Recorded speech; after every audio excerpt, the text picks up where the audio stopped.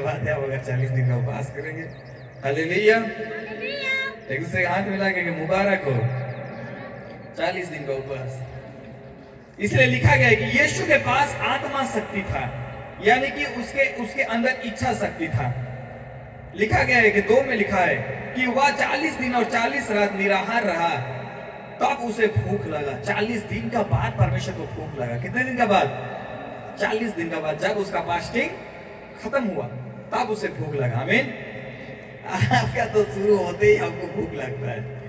ऐसा होता है कि नहीं?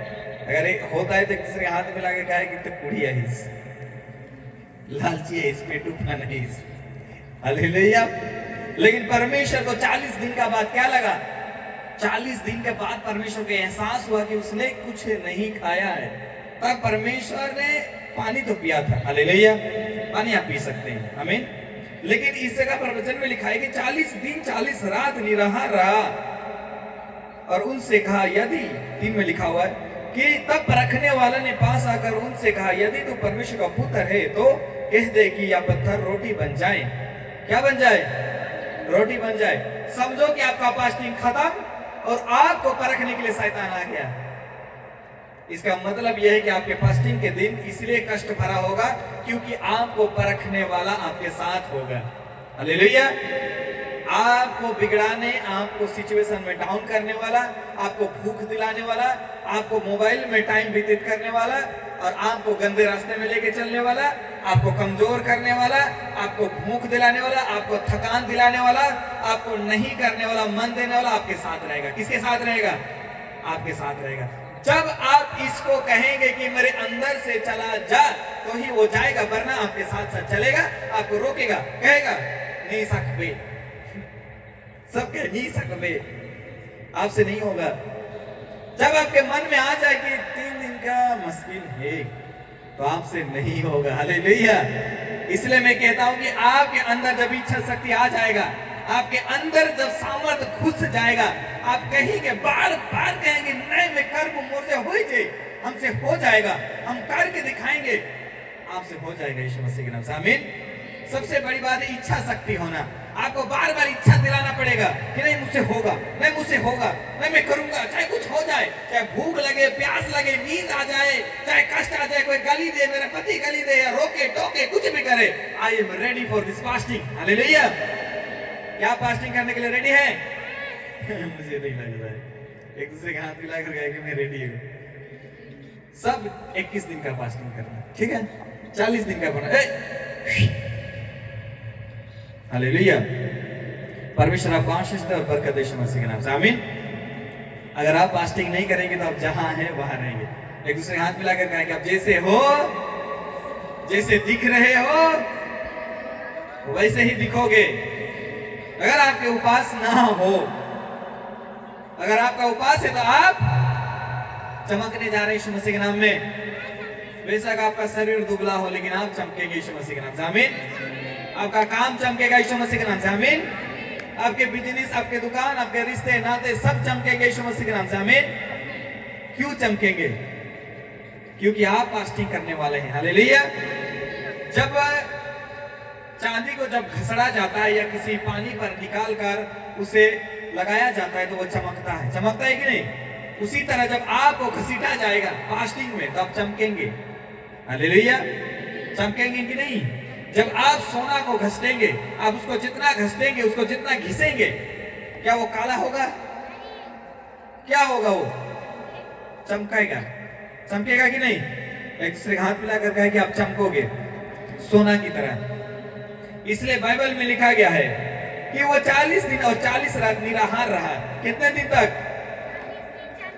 40 दिन 40 रात निराहार रहा। उसको किसी ने कहा था फास्टिंग करो? बाइबल में लिखा गया कि यीशु ने कहा 40 दिन उपवास करो? नहीं, उसका पिता ने कहा था। हो सकता है उसका माता मां मरियम था, उसका पेट में कह दिया हो उसको फास्टिंग करने के लिए। कहा था? नहीं। लेकिन जब उसको पवित्र आत्मा मिला, उसको बुद्धि मिला, तो उसको समझ आ गया कि भाई मुझे फास्टिंग करना जरूरी है। और जब भी मैं फास्टिंग करूंगा तो भी मैं सामूहिक और आत्मिक रीति से परमेश्वर का बड़ा काम और बड़ा महिमा और बड़े बड़े छुटकारा, हर एक चीजों से, अंधे को आंख देना, लंगड़े को पैर देना, रोगी को चंगा करना, हर एक अर्धांग रोगी को चंगा करना, पाइल्स से छुटकारा करना, लहू बहने वाला से छुटकारा करना, क्रूस में लदाए जाना, मारे जाने, काटे जाना और परमेश्वर के नाम लेकर फिर से खड़ा होना, ये काम मुझे करना है। तो उसका मतलब मुझे क्या करना है? फास्टिंग करना है। हालेलुया। इसलिए ईश्वर को पता था अगर मैं फास्टिंग नहीं करूंगा तो मैं एक भी काम जो बीमारी है मैं उसे चंगा नहीं कर सकता हूं। इसलिए मैं कहता हूं जो कोई परमेश्वर का दास या विश्वासी या कोई भी हो, अगर उसके लाइफ में फास्टिंग 21 से ज्यादा अगर फास्टिंग ना हो तो वो बड़े काम करने के लिए बुलाया नहीं गया है। अगर आपके सपोर्ट हो तो आपके दास, आपके रिश्ते, आपके कोई भी हो, वो 40 दिन का पास करेगा और आपके गांव में, आपके शहरों में, आपके कुटुंब में वो चमकते हुए नजर आएंगे यीशु मसीह के नाम में। क्योंकि परमेश्वर ने पहला महिमा किया और चमक गया। सब कहे पहला महिमा किया और चमक गया। फर्स्ट महिमा कब? जब काना नगर में विवाह भोज था। कब था? काना नगर में विवाह भोज था और परमेश्वर ने उपस्थित था। लेकिन परमेश्वर को कहा गया पहले कि जाके वह दखरस खत्म हो गया, दखरस बना। परमेश्वर का आत्मा, परमेश्वर कहता है कि इस जगह पर परमेश्वर कहता अब मेरा टाइम नहीं आया है। इसलिए परमेश्वर ने कहा अब मेरा टाइम नहीं आया है। जब परमेश्वर का टाइम आया, जब उसने सामर्थ्य से, ताकत से, पावर से, अनॉइंटिंग से भर गया, तब परमेश्वर ने कहा कि अब मैं दखरस बनाता हूं। और ऐसे दखरस बनाया, ऐसे दखरस बनाया कि 6 मटका उस जगह पर अनॉइंटिंग से भर गए और लोग देखते रह गए। और वचन कहता है उस जगह पर यूहन्ना का पुस्तक में कि उसका प्रधान आकर कहता है सबसे अच्छा दखरस अब रख छोड़ा है। हालेलुया। क्यों कहा गया? इसलिए यीशु ने कहा जो मैंने बनाया सब अच्छा है यीशु मसीह के नाम से। आमीन। बेशक आपको काला, किसी को गोरा, किसी को मोटा, किसी को पतला बनाया, लेकिन आप सब अच्छे हैं यीशु मसीह के नाम से। आमीन। एक दूसरे के हाथ मिला करके आप अच्छे हैं। अगर आपका व्यवहार अच्छा हो, अगर आप गाली देने वाला हो तो भी अच्छे हैं आप। हालेलुया। फटाफट निकला मत्ती का दानियल का पुस्तक, जल्दी से निकाले दानियल का पुस्तक अध्याय 10 और पद संख्या 3। इसमें दानियल ने किस प्रकार से उपवास किया था इसके बारे में हम सीखेंगे। दानियल का उपवास कितना पावरफुल था। सर्व हालेलुया। इसके साथ आपको वचन को ध्यान देना है कि मैंने जो उपवास आपको बताया वो मिलेगा। 40 दिन का उपवास का बारे हम लोग बताए। यीशु ने 40 दिन का उपवास किया था। निर्गमन का पुस्तक अब निकाल के देखेंगे, उसमें 34 का 28 में लिखा गया है मूसा 40 दिन 40 रात निराहार रहा। सर्व हालेलुया। और एस्तर ने 3 दिन का उपवास किया था। एस्तर 3 दिन का, योएल 7 दिन का, 1 दिन का दाऊद ने उपवास किया था। बाइबल में एक बार आप पलट कर देख ले यीशु के नाम में। आमीन। क्या आप देखेंगे बाइबल खोलकर? जिसके पास बाइबल नहीं है वो कल मंडे तक आप अनीता से कांटेक्ट कर सकते हैं, आपको बाइबल मिलेगा। 400 450 में मिल जाएगा। परमेश्वर छुए और बरकत दे यीशु मसीह के नाम से। आमीन। क्या आप लेना चाहते हैं? नहीं बाबा नहीं। बाइबल पढ़ने से लोग पागल हो जाते हैं। दूसरे का हाथ मिलाकर कहा कि वो ज्ञान पूर्वक हो जाते हैं। फटाफट निकाले दानियल का पुस्तक अध्याय 10 पद संख्या 3। इसमें लिखा है, 2 में लिखा है उन दिनों में दानियल 3 सप्ताह तक शोक करते रहे। 3 में लिखा है उन 3 सप्ताह को पूरे होने तक मैं ना तो स्वादिष्ट भोजन किया और ना मांस और ना दाख मधु और ना मुंह में रखा और ना अपने देह में कुछ तेल लगाई। आमीन। क्या कहा? दानियल का पुस्तक निकाले फटाफट अध्याय 10 और पद संख्या 3। सारे बोल हालेलुया।